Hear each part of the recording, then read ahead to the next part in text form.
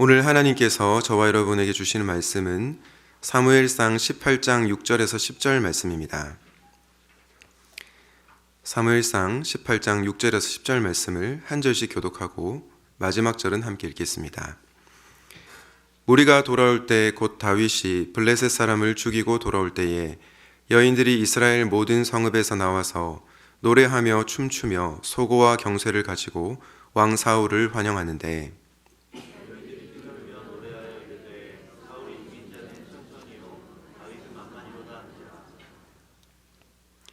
사울이 그 말에 불쾌하여 심히 노하여 이르되 다윗에게는 만만을 돌리고 내게는 천천만 돌리니 그가 더 얻을 것이 나라 말고 무엇이냐 하고.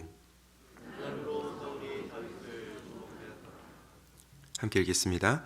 그 이튿날 하나님께서 부리시는 악령이 사울에게 힘있게 내림에 그가 집안에서 정신없이 떠들어대므로 다윗이 평일과 같이 손으로 수금을 타는데 그때에 사울의 손에 창이 있는지라. 아멘. 다섯째 날 새벽기도 특사에 나오신 여러분들을 주님의 이름으로 환영합니다. 우리 옆에 분들 보고 인사하시면서 이렇게 인사하면 좋겠습니다. 십자가의 피로 회복됩시다. 이렇게 인사하면 좋겠습니다. 네, 신앙 감정을 치유하는 십자가라는 주제로 말씀을 전하고 있습니다. 두려움에 대해서 다뤘고 죄책감 그리고 수치심과 억울함에 대해서 다루었습니다. 오늘은 시기심이라는 신앙 감정에 대해서 함께 나누도록 하겠습니다. 이 시기심에 관련된 한 이야기를 먼저 들려드리려고 합니다. 여러분, 두 친구가 길을 가다가 왕을 만났습니다. 둘 중 한 명은 욕심이 많았고 나머지 한 명은 시기심이 많았습니다. 왕은 이 두 사람에게 말했습니다. 만약에 너희 중에 한 명이 요청하면 무엇이든지 그대로 주겠다. 단 요청한 것에 2배를 주겠다라고 얘기를 했습니다. 왕의 말을 들은 시기심 많은 친구는 먼저 나서서 요구를 하지 않았습니다. 왜냐? 친구가 2배로 받는 것이 달갑지 않았기 때문입니다. 욕심 많은 친구도 마찬가지였는데 자신이 친구보다 더 많이 차지하고 싶었기 때문입니다. 그래서 서로 머뭇거리며 눈치를 보고 도무지 요청을 하려 들지 않았습니다. 기다리던 왕이 부탁이 없으면 그냥 가겠다라고 말하자 시기심이 많은 친구가 이렇게 말했습니다. 임금님, 저의 왼쪽 눈을 빼주십시오. 이런 말을 했습니다. 임금님, 저의 왼쪽 눈을 빼주십시오. 여러분, 정말로 충격적이지 않습니까? 2배로 준다니 자기 한쪽 눈을 잃지만 친구는 두 쪽 눈을 잃게 하려고 한 것이죠. 더 가질 수 없으니 더 못 가지게 만든 것입니다. 저는 이 이야기를 읽으면서 시기심이 정말로 무서운 거구나라는 생각이 들었습니다. 어쩌면 욕심보다 더 무서운 것이죠. 자신이 남들보다 더 가질 수 없다라고 생각이 되면 상대에게 더 많은 피해를 주기 위해 자신이 겪는 피해도 감수하기 때문입니다. 그런데 여러분, 이 시기심이 더 위험한 이유는 우리 눈에 잘 드러나지 않기 때문입니다. 보통 시기심을 은밀한 죄, 숨겨진 죄라고 부릅니다. 우리가 표현하지 않으면 나타나지 않는 죄가 바로 시기심이라는 죄라는 것입니다. 그러나 앞선 이야기를 통해 알 수 있듯이 이 시기심은 굉장한 파급 효과를 가지고 있습니다. 그러므로 이 시기심은 너무나 위협적인 감정이라 할 수 있고 이 시기심을 잘 다루어야 우리가 건강하게 신앙생활 할 수가 있는 것입니다. 사랑하는 성도님 여러분, 혹시 여러분에게는 숨겨진 죄인 시기심이라는 죄가 있지는 않습니까? 다른 사람의 잘됨을 보고 질투의 감정을 느낄 때가 있지는 않습니까? 만약 그렇다면 오늘 말씀을 통해 시기심으로부터 치유받는 은혜가 있으시기를 예수님의 이름으로 축원드립니다. 오늘은 3가지로 나누어서 말씀을 전하려고 하는데요. 첫 번째는 왜 시기심이 생기는가를 다루고, 두 번째로는 시기심이 생겼을 때 일어나는 결과는 무엇인가, 그리고 마지막으로 시기심으로부터 어떻게 자유할 수 있는가를 나누고자 합니다. 가장 먼저 왜 시기심이 일어나는지를 나누려고 합니다. 왜 시기심은 일어납니까? 시기심은 비교와 교만에서 시작이 됩니다. 우리 사무엘상 18장 6절과 7절 말씀을 같이 한번 읽어보겠습니다. 시작.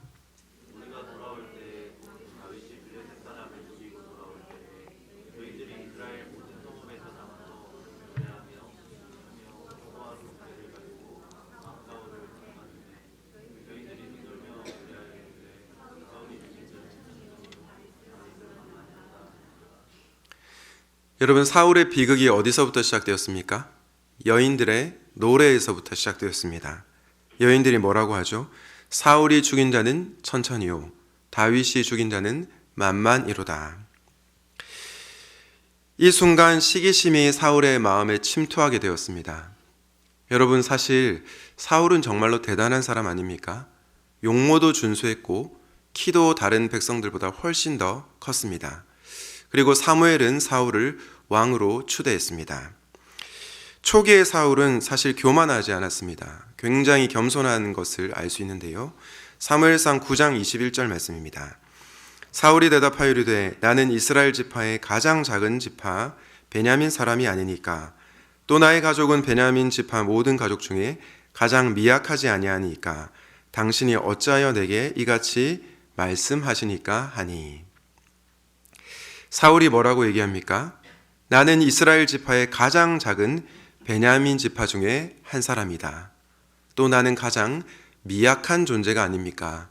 굉장히 겸손하게 고백하는 사울의 모습을 볼 수 있습니다.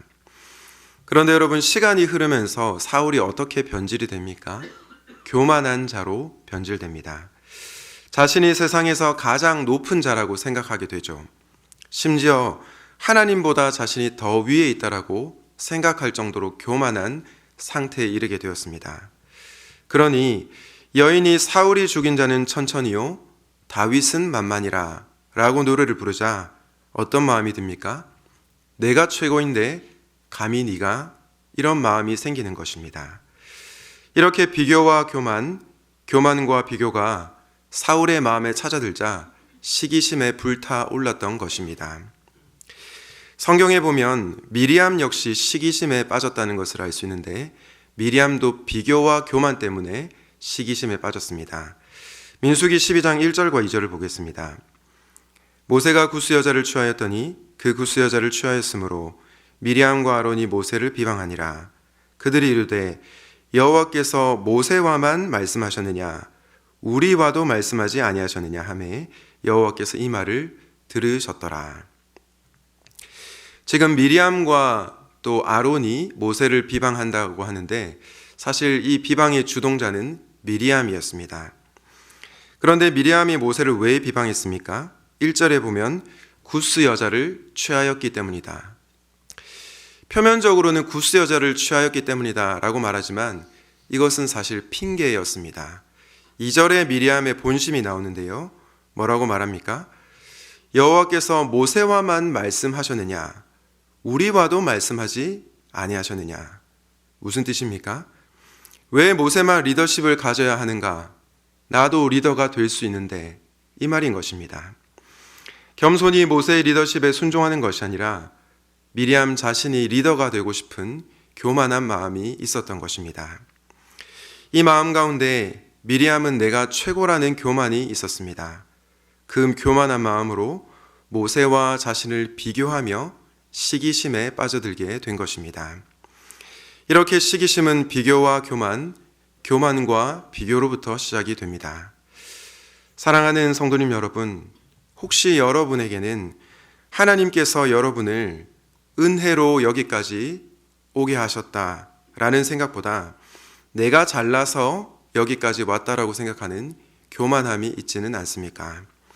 그래서 하나님께서 다른 사람을 높이실 때 그와 비교하며 왜 저 사람이 나보다 더 잘 나가야 해? 라는 마음을 품은 적은 없습니까? 그리고 그것으로 인해 시기심에 빠져 있지는 않습니까? 혹시 말씀을 통해 그런 찔림이 있으시다면 오늘 그 마음을 주님 앞에 내려놓으시기를 예수님의 이름으로 축원드립니다. 왜 시기심이 일어나는지를 첫 번째로 살펴봤다면, 두 번째로 시기심이 생겼을 때 나타나는 결과를 생각해 보려고 합니다.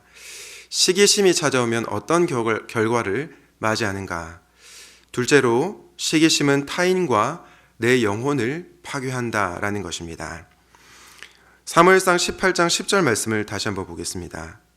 그 이튿날 하나님께서 부리시는 악령이 사울에게 힘있게 내림에 그가 집안에서 정신없이 떠들어대므로 다윗이 평일과 같이 손으로 수금을 타는데 그때에 사울의 손에 창이 있는지라. 여러분, 사울의 손에 지금 무엇이 있습니까? 창이 있습니다. 11절 말씀에 보면 사울은 이 창을 다윗에게 던졌다라고 합니다. 지금 사울이 다윗을 죽이려고 합니다. 도대체 무엇이 이런 행동을 낳았습니까? 시기심이 이런 행동을 낳은 것입니다. 이렇게 시기심은 타인을 파괴하는 굉장히 위험한 감정이라 할 수 있습니다. 여러분, 야고보서 1장 14절 15절 말씀에 이렇게 말씀합니다. 오직 각 사람이 시험을 받는 것은 자기 욕심에 끌려 미혹됨이니 욕심이 잉태한 즉 죄를 낳고 죄가 장성한 즉 사망을 낳느니라. 여러분, 여기에 욕심에 시기심이라는 단어를 넣어서 우리 다시 한번 같이 한번 읽어보도록 하겠습니다. 시작.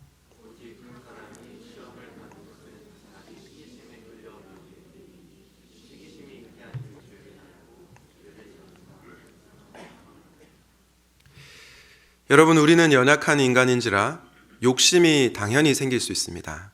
다른 사람을 향한 시기심과 질투의 감정이 당연히 생길 수 있습니다. 그런데 뭐라고 말합니까? 시기심이 죄를 낳고 죄가 사망을 낳는데 거기까지 가서는 안 된다라는 것입니다. 우리 안에 시기심이 찾아올 때 그 시기심과 질투의 감정을 하나님 앞에 솔직하게 고백해야 된다라는 것입니다. 그러면서 하나님, 이런 저를 불쌍히 여겨주십시오라고 간구해야 한다라는 것이죠. 그렇지 않으면 시기심이 타인을 파괴하는 데까지 이를 수 있다라는 것입니다. 종교개혁자 루터는 이런 말을 했습니다. 머리 위로 새가 날아가는 것을 막을 수는 없어도 새가 우리 머리에 둥지를 트는 것은 막을 수 있다. 무슨 뜻입니까? 우리에게 시기심이 생기는 것은 막을 수 없다라는 것입니다. 그런데 시기심이 죄를 짓도록 또 시기심이 다른 사람을 파괴하는 것은 우리가 막을 수 있다라는 것입니다. 그러므로 우리는 늘 말씀 앞에서 겸허히 자신을 돌아보며 내가 시기심이라는 죄에 빠져 있진 않은지 겸손히 돌아보아야 되는 것입니다. 시기심이 생겼을 때 일어나는 또 하나의 결과는 타인뿐만 아니라 내 영혼도 파괴한다라는 말씀을 전했습니다. 오늘 사울의 모습을 보면 그것을 알 수 있는데요. 사무엘상 18장 9절 말씀을 다시 보겠습니다. 그날 후로 사울이 다윗을 주목하였더라. 여러분, 여인들이 사울이 죽인 자는 천천히요 다윗이 죽인 자는 만만이라고 하자 그날 후로 사울이 어떻게 하고 있습니까? 다윗을 주목했다라고 합니다. 왜 주목했을까요? 혹시 다윗이 자신의 왕권을 찬탈하지 않을까 두려웠고 불안했기 때문입니다. 그래서 세번역 성경은 이 구절을 이렇게 번역하고 있습니다. 그날부터 사울은 다윗을 시기하고 의심하기 시작하였다. 여러분, 이 구절을 통해서 우리는 무엇을 알 수 있습니까? 사울이 사실을 왜곡한다는 것을 알 수 있습니다. 여인들은 단지 승리를 찬양했을 뿐입니다. 그런데 사울은 어떻게 사실을 왜곡해서 해석하고 있습니까? 다윗이 자신의 왕권을 위협하는 신호로 해석을 하고 있는 것입니다. 그때부터 사울은 계속해서 다윗을 시기하고 의심하기 시작했습니다. 여러분, 이 사울의 마음을 한번 상상해 보십시오. 그가 얼마나 고통스러웠을까요? 왜냐? 다윗을 볼 때마다 저 인간이 내 자리를 뺐을 텐데 라고 하는 마음이 불쑥불쑥 올라왔을 것이기 때문입니다. 아마 제 생각에 사울은 이 사건 이후로 잠을 제대로 든 날이 하루도 없었을 것입니다. 그리고 하루하루가 정말로 고통스러웠을 것입니다. 시기심이 사울의 영혼을 파괴하고 있었던 것입니다. 사랑하는 성도님 여러분, 하나님께서 우리에게 시기심의 문제를 다루라고 하시는 이유는 저와 여러분이 시기심으로 말미암아 멸망하지 않기를 원하시기 때문입니다. 하나님은 그 누구보다 저와 여러분의 행복을 원하시는 분이시기 때문이죠. 그러므로 혹시 여러분 가운데 이 시기심으로 인하여 타인을 파괴하고 여러분의 영혼을 파괴하는 분들이 계시다면 우리 하나님의 마음을 깨달아 아시기를 바랍니다. 여러분의 영혼의 건강을 걱정하시는 그 하나님의 마음을 깨닫고 이 시기심을 내려놓을 수 있으시기를 예수님의 이름으로 축원드립니다. 지금까지 저는 시기심은 비교와 교만에서 시작되고 이 시기심이 타인과 나의 영혼까지 파괴할 수 있다라는 말씀을 전했습니다. 그렇다면 여러분, 이 시기심으로부터 자유케 되는 비결은 무엇일까요? 바로 마지막 메시지는 이것입니다. 다윗이 아닌 주님을 주목하라. 우리 다 같이 한번 읽어볼까요? 시작. 다윗이 아닌 주님을 주목하라. 여러분, 우리가 시기심을 버리자라고 결단하면 그게 버려지나요? 그렇지 않습니다. 그게 잘 안 되는 것이 저와 여러분의 본성입니다. 그렇다면 우리는 어떻게 이 시기심으로부터 벗어날 수 있습니까? 바로 내 안의 다윗이 아닌 주님을 주목하는 것입니다. 아까 읽은 사무엘상 18장 9절에서 이렇게 말씀했습니다. 그날 후로 사울이 다윗을 주목하였더라. 무슨 뜻이죠? 밤이나 낮이나 다윗을 묵상했다라는 것입니다. 주야로 다윗만 생각을 했던 것이죠. 그래서 그는 시기심에서 벗어날 수 없었습니다. 우리도 마찬가지 아닙니까? 저와 여러분 역시 나보다 똑똑한 사람, 나보다 돈 많은 사람, 나보다 성격 좋은 사람, 나보다 신앙 좋은 사람, 그 사람을 묵상하다 보면 나보다 남을 낮게 여기기보다 시기심이라는 감정이 올라올 때가 있는 것 같습니다. 계속 그 상대방을 주목하면 주목할수록 시기심은 점점 더 커지는 것입니다. 그런데 여러분, 우리 안에 다윗 대신 주님을 묵상하면 어떻습니까? 주님 안에서 시기심은 내려놓게 되고 자유를 경험하게 됩니다. 왜냐? 우리 예수님께서는 너무나도 겸손한 왕이시기 때문이죠. 우리 빌립보서 2장 6절에서 8절 말씀을 다 함께 읽도록 하겠습니다. 시작.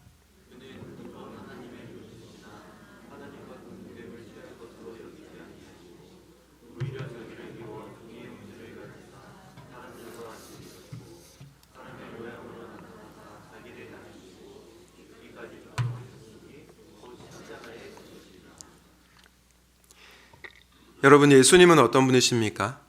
그분은 자신을 자랑한다고 해도 누구 하나 말될 것이 없는 분이십니다. 왜냐? 그분은 천지를 창조하신 하나님이시거든요.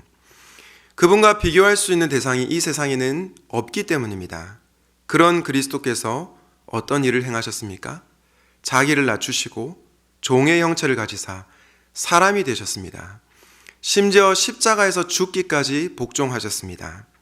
그러므로 예수님은 만만의 찬양을 넘어서 그 이상의 찬양을 받으실 존귀하신 분이십니다.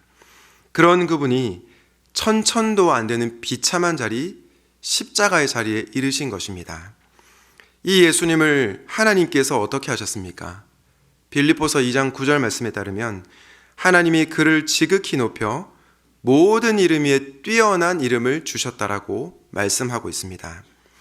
만만의 이름보다 더 높은 이름을 주신 것이죠. 그러므로 그분은 비교할 수 없는 우리의 경배를 받으실 왕이신 것입니다.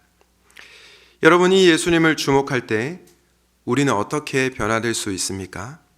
내가 남들보다 잘 나가지 못해도 괜찮습니다. 왜냐? 하나님께서 예수님을 믿는 저와 여러분도 높여주셨기 때문입니다. 세상의 칭찬과 세상의 평가를 뛰어넘는 하나님의 인정이 있기 때문입니다. 또한 다른 사람의 성공을 진심으로 축복할 수 있습니다. 왜냐? 그리스도께서 자신을 내어주신 것처럼 나도 상대를 위해 나를 내어줄 수 있게 되기 때문입니다. 그러므로 사랑하는 성도님 여러분, 내 안에 다윗이 아닌 주님을 주목하시기 바랍니다.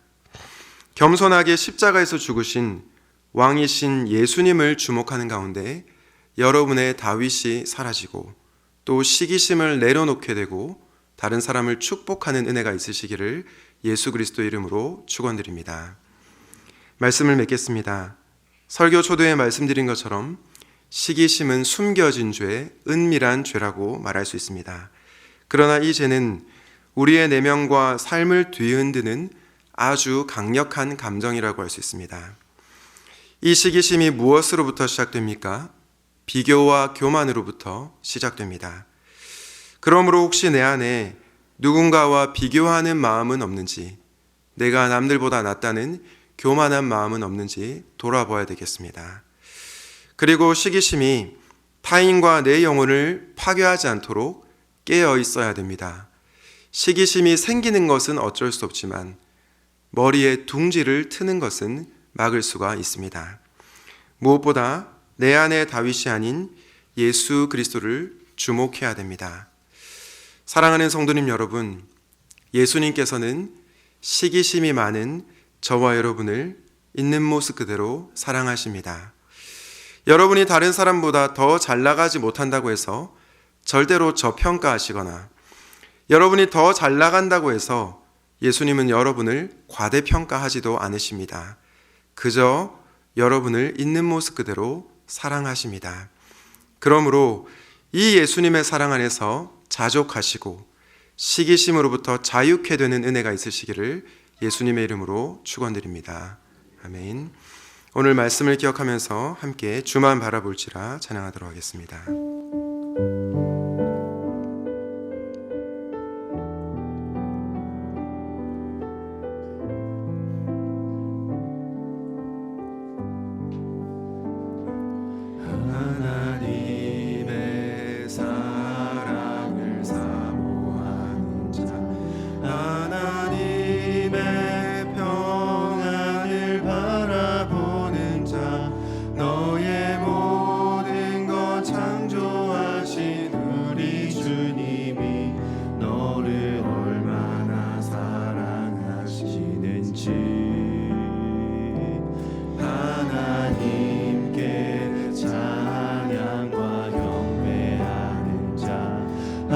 하나님의 선하심을 닮아가는 자, 너의 모든 것 창조하신 우리 주님이 너를 자녀 삼으셨네. 하나님 사랑의 눈으로 너를 어느 때나 바라보시고 하나님이 자한 귀로서 언제나 너에게 기울이시니 어두움에 밝은 빛을 비춰주시고 너의 작은 신음에도 응답하시니 너는 어느 곳에 있든지 주를 알아고 주만 바라볼지니라.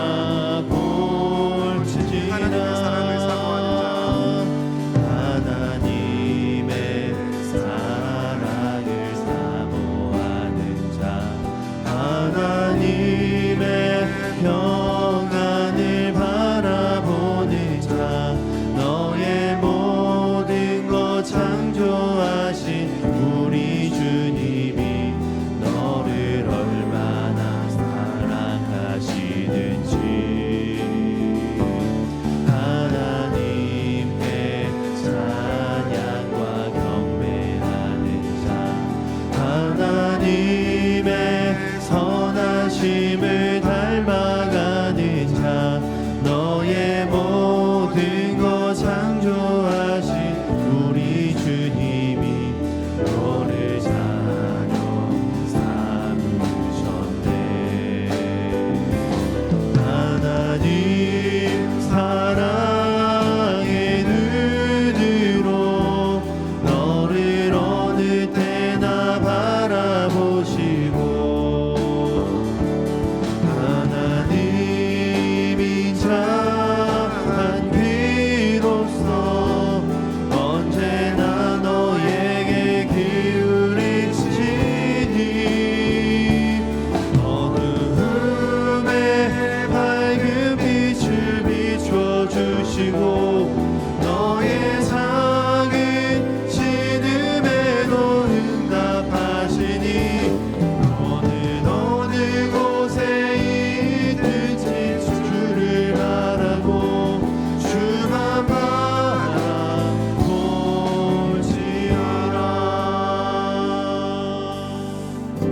말씀을 기억하며 함께 기도하면 좋겠습니다.